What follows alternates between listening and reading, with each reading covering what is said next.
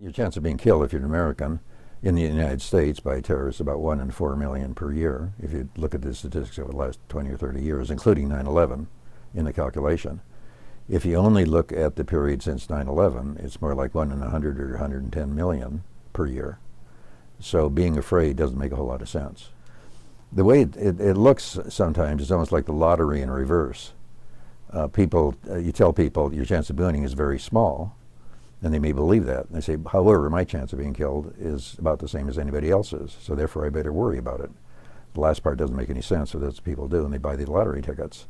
In the case of terrorism, which seems to be basically fairly random, particularly with the case both in Boston and in Santa Barbara, you could argue that they're not targeting only police or something like that. They're targeting just who they happen to be in front of in meetings they move into, or the areas they move into.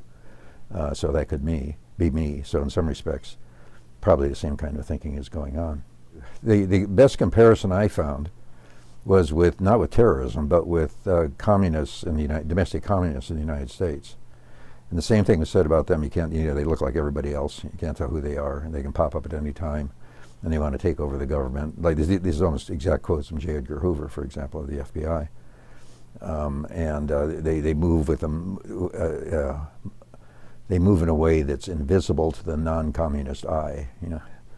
So, and that's very similar. So they also were tied to a very spooky foreign organization, and there's good data during the Cold War, which indicates that the percentage of people worrying about them, thinking they're a major danger, declined, but not very fast at all. Like 20 years it took to go down from 40% at the height of the McCarthy period, and by the 70s it was down to 30%, but still pretty high, given that there was nothing happening overall. I mean, they weren't finding any communists, there weren't any more espionage cases, there wasn't any sabotage. There was almost no attention in the press. I mean, like zero to domestic communists. The Cold War, of course, is still going on. And one of the surprising things to me was that there's been almost no erosion of fear about terrorism since 9/11.